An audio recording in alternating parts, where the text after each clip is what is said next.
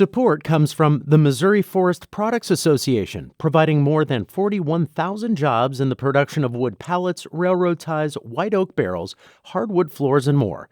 Details at choosewood.com. This is St. Louis on the Air from St. Louis Public Radio.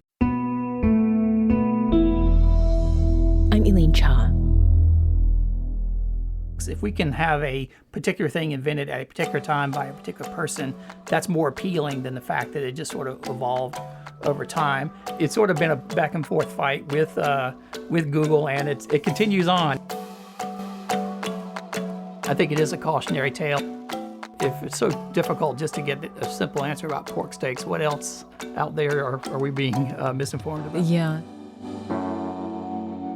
There are many ways to tell I'm a transplant to St. Louis. Case in point, during our 314 Day show back in March, a caller named Rick from Edwardsville told us his favorite STL food is pork steak, and I had no clue what he was talking about. You got to be kidding. Take a pork butt, cut it into steaks about 3/4 of an inch thick, incinerate it on the barbecue grill, then soak it in sweet barbecue sauce. It's just that simple. The humble pork steak is just a steak cut from the shoulder, which when it comes from pork is also called the butt. Like any dish, the magic is in the details of its preparation and, of course, the barbecue sauce. Listener Rick called it an STL thing, something you can ask for outside St. Louis and you get a what? But where did this delicacy actually come from? When and how? St. Louis's own Schnucks grocery chain claims that two members of the Schnuck family in the 1950s gave pork steak to the world. According to author and food historian Robert Moss, however, that claim is at best underbaked. Robert is based in Charleston, South Carolina, where he serves as the contributing barbecue editor for Southern Living and restaurant critic for the Post and Courier. And he joins us now. Robert, welcome to St. Louis on the Air. Oh, thanks so much for having me. Now, Robert, before we dive into pork steak's delicious and disputed history, please give us a bit of a primer. What is a pork steak? Well, I think as your caller said it pretty well, it's a cut of pork shoulder. You could call it the Boston butt or the butt of the shoulder, but you typically take a pork shoulder and cut it into slices. Everyone does a little different thickness. It could be as thin as a half inch. Some people cut them as thick as 2 inches. And it's a great cut for either grilling or smoking or barbecuing. Definitely a barbecue item very closely associated with St. Louis. You can certainly say St. Louis is the home of the pork steak, and for a long time it's about the only place you could find them, though in recent years they've started to spread a whole lot, and now you're starting to see pork steaks in barbecue places all over the country. Mm-hmm. How is it that you were introduced to it? Did you have it here in St. Louis at some point? It was from St. Louis, but not in St. Louis. A funny story. The first time I think I've ever had a pork steak was in Murfreesboro, Illinois. I was at 17th Street Barbecue there doing an event at that barbecue restaurant. And Daniel Vaughn, who is the barbecue editor for Texas Monthly Magazine, was attending as well. And he drove through St. Louis on the way and it stopped off at a restaurant. I can't remember which restaurant it was, but he brought a whole bunch of barbecue in the trunk of his car, takeout. And so my first pork steak was actually eaten sort of on the trunk of a car, out of a cooler, still warm, but it had been sort of sitting in the cooler, keep it warm for a while. And it was really fantastic and excellent. And I've loved them ever since. And so that got me started on that. I started cooking them, and then now I seek them out sort of wherever I go. Okay. Well, I'd like to invite you to this conversation. Do you have a theory on the origin of the pork steak? Or if you've just got a great pork steak recipe, we'd love to hear it. Call us at 314-382-8255. That's 314-382-TALK. Or you can send us a tweet at STL on air or email us at talk@stlpr.org. Robert, in 2020, you went down a bit of a rabbit hole. You wrote what was your first attempt at a full accounting of the pork steak's background, and it was titled The Unexpurgated History of Pork Steaks. How was it that you got so investigated I'm so invested, that is, in investigating a steak. Well, it's like a lot of things. I didn't mean to tumble into the rabbit hole.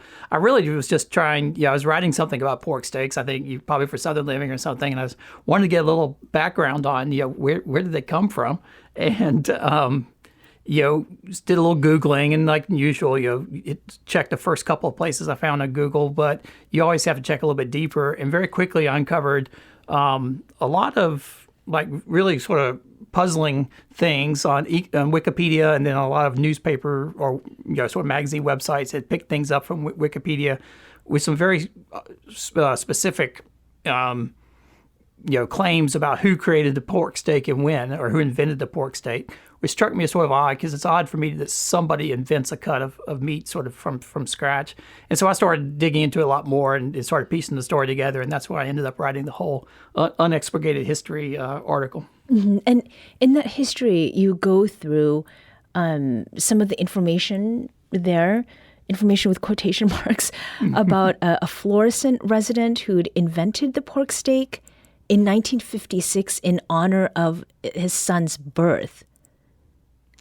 Yeah, there's sort of two origin stories that at the time I would find. One was the one you're referring to, which is, I'm not sure if I'll pronounce the name correctly, but something along the lines of Winfried Steinbruch from St. Louis. And the claim was that he asked a butcher to cut a pork shoulder into steak so he could grill it for his son in 1956. So a very specific date, very specific name.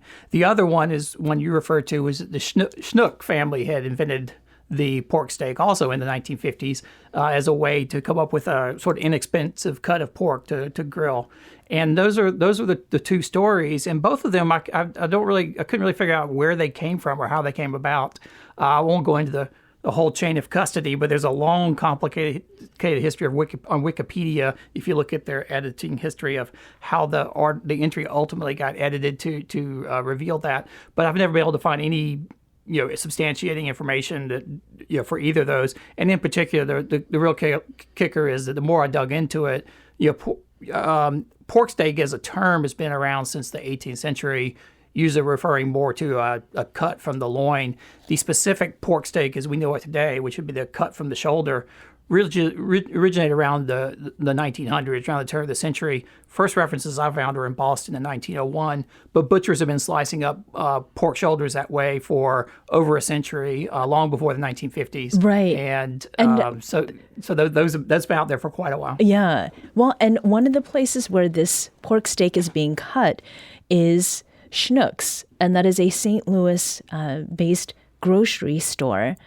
And I should be clear that what you were talking about earlier, not only is this claim about Schnucks being the inventor on Wikipedia, if you go to Schnucks' own website, there's a page there titled How the Pork Steak Was Born. And what it says is that in the 1950s, Don and Ed, the second generation of the Schnuck family, wanted to offer a cut of meat for grilling that was inexpensive enough to fit every family's budget. True innovators, they cut a pork shoulder 1/2 inch thick and found that it made an excellent cut of meat to throw on the grill. The pork steak was born. So there's a mix of fact and maybe myth there. I mean, what do you make of this claim? And I mean, is it in any way true? Well, I certainly don't think it's true that anyone at Schnucks were the very first people to think to carve a pork shoulder up that way. There's plenty of evidence of people doing it 50 years before that. It was a very common cut by the 1920s. However, I write a lot about food history. We have just a natural tendency to want to not just have a fuzzy story, but we want some real specifics. If we can have a particular thing invented at a particular time by a particular person, that's more appealing than the fact that it just sort of evolved over time. And I think the folks at Schnucks started serving it at a certain point. I've actually found advertisements as far back as 1947 for Schnucks advertising pork steak. So I don't think that they necessarily invented it there in the 1950s. However, the pork steak really did take off in the 1950s and started being written a lot about in the St. Louis Dispatch and other newspapers and in some interesting cookbooks. So there's no doubt that a lot of people started grilling pork steaks in the 1950s, particularly in St. Louis. And I have no doubt the Schnucks really, started selling a lot of them around that time. It's just they weren't the first ones to dream up the cut of meat itself. Mm-hmm.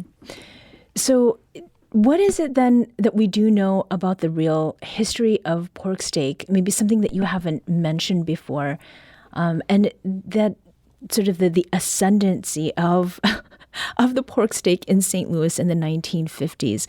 Did you find that it was associated with anything in particular? Well, there were a couple of things. The St. Louis Dispatch, the food pages, started including in a lot of columns. But then in 1955, interestingly enough, the Missouri Extension Service, like a lot of the agriculture extension services throughout the country, produced a little pamphlet in 1955 called Chicken Barbecue, in which they were sort of promoting the cooking of chicken. They had a lot of instructions for how to make a barbecue pit for chickens. And one of the recipes they had for other things you could cook on a chicken barbecue pit was a pork steak. In fact, you had to grill it or sort of slow cook it for 45 minutes on this chicken barbecue pit. That recipe was actually picked up and run in newspapers throughout Missouri in the 1950s. So lots and lots of Missourians in the 1950s saw that recipe and saw that. And so I think that really helped drive the popularity of pork steak as sort of a backyard cooking item. By the 60s, you see pork steaks being served at all kinds of affairs and events and things like that. And by the 1970s, the pork steak, along with rib tips and ribs and rib tips, was one of the three staple items that you see in any kind of article about barbecue joints in St. Louis. Yeah. Now, Robert, you wrote this first investigation of pork steak in 2020, and you thought that you had corrected the record. And then you came to discover something, which is that your own work was now being cited by Google as proof of the thing that you had just debunked. So what happened there? Yeah, it's funny how it's just been an ongoing cycle, and it keeps going. So originally, I sort of picked up on some of the myths in Wikipedia. And Wikipedia the editors ended up correcting that and removing the Winfried Steinbrugge 1956 story from the Wikipedia entry. But then for a while, if you Googled, Google would still pop up the answer being that's the exact same story. And so I ended up writing about that and on my website. And then one day I Googled just to see who invented pork steaks, and up popped a citation from Google, the way it will sort of highlight the answer for you without you having to actually go to the website. And I realized it was from my own website and from the article. And it was the block quote that I had used when I was quoting that original Wikipedia entry. So I was perpetuating it and leaving it on. And you can still sort of see that if you go to the website. So I ended up putting a little note in there saying, this isn't correct. So if you're just looking at it at Google, please click the link, go through and read the whole thing so that you'll see the full story. So it's sort of been a back and forth fight with Google, and it continues on as we get to ChatGPT and AI, and the myths have a hard time of going away. They want to stick around. So as the contributing barbecue editor for Southern Living, and then also as a restaurant critic for the Post Courier, I mean, how does it feel to have done all of this work? And on Wikipedia today, the entry is quite short. It doesn't make any specific claim for an inventor, and it now has one entry for its bibliography, and it names you and that writing in 2020 on the unexpurgated history of pork steaks. How does it feel? Like, is this a happy ending in your fight against misinformation about the pork steak? It's a semi-happy ending in that, again, I don't care if I'm cited so much as I'd rather have the real story out there. So it was a small victory. But still, if you go to Google today, they've now introduced their new AI search, which is a limited feature, and it's still repeating the same things over and over. So yeah, it was good, a Pyrrhic victory, perhaps you could say. It felt good for a little while, but the misinformation is still out there, and again, I'm having fun with it more than anything. I'm not terribly offended by it, but I think it is a cautionary tale. If it's so difficult just to get a simple answer about pork steaks, what else out there, or are we being misinformed about? Yeah. Now, last month, one St. Louis local TV station, KSDK, got wind of the controversy over who invented the pork steak, and they asked Schnucks to respond to your findings on this subject. And Schnucks came back with a statement that read, "As you can probably figure, there's no one who is working at the company now that would have been around back then, so I can only provide the information that has been given to me, which is the same that is on our website." So what do you make of that, Robert? I mean, it sounds like they're sticking by the story. It's not exactly a ringing endorsement, though. No, it's not. I mean, but again, it's, from the 1950s. It's been quite a while, so many generations ago, and people with firsthand knowledge are long gone. You see that a lot, actually, though, as you research food stories. A lot of these stories are sort of handed down from generation to generation as a good family story. And, people don't want to give up on that. Right. And I found that again and again. So, I try to be sensitive about it. Certainly, Schnucks may not have actually invented the pork steak, but they've probably sold as many of them as any grocery store out there. Mm-hmm. And they have a long running claim to it. So I think it's fine. It is true, though, that things just think about how many things in your family simply from what you've been told, and you don't often go back behind to check them out. Right. So you had said earlier that pork steak is something that is gaining popularity outside the local St. Louis area and even Missouri. What is it that you are seeing, Robert? Well, I think there's sort of two styles of pork steak traditionally. One's the St. Louis style we've been talking about. There's another one in Monroe County, Kentucky, particularly around Tompkinsville. Just a couple of barbecue restaurants there do a thing. They actually call it shoulder, but it's the exact same thing. It's a pork steak cut thin, and they've been doing that since, probably as long as they've been doing in St. Louis, probably since the 50s. And some barbecue, it's smoked on a pit, but theirs is actually finished with a very spicy, what they call a dip, sort of a sauce of vinegar, melted butter with a ton of black and red pepper, and it's really quite tasty. What I'm seeing now, though, is particularly in Texas, lots of people are starting to put pork steaks on their offset pits and sort of cooking them, the way they might have brisket or ribs or something like that. And they're really delicious. In Texas, they tend to make them a lot thicker. You're talking at least an inch, probably more like 2 inches. Snow's Barbecue in Lexington, Texas, which is I named the number one barbecue joint in the South for Southern Living just recently. They cook a fantastic pork steak there. It's sort of done over direct heat, very smoky, picked apart near the bone. There's another restaurant called Burnt Bean in Seguin, Texas, that does a fantastic, it's a big slab of pork. So I think what you're seeing as more and more, barbecue just keeps getting more and more popular. There are more and more barbecue restaurants. Pitmasters are looking for something a little different to put on the pits, a little, either a fun special to run or something to sort of make them stand out from the guy down the road. And so, a lot of them are starting to turn to pork steaks. And it sounds like there's much more pork to be had. Robert Moss is the contributing barbecue editor for Southern Living and restaurant critic for the Post and Courier. He's authored multiple books on food history and the history of food. Robert, thank you for joining us today. Oh, yeah. Thanks so much.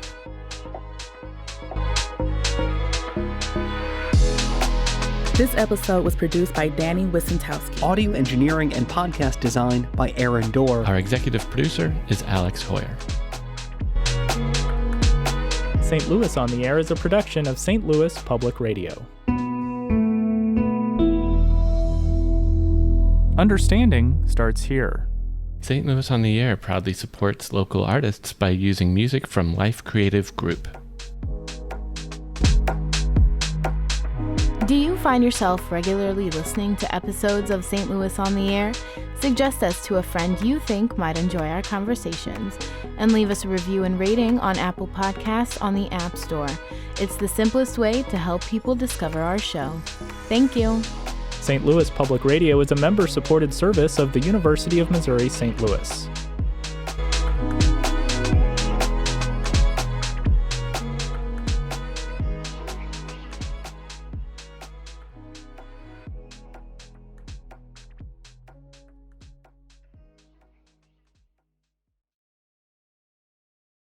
Support comes from the Missouri Forest Products Association.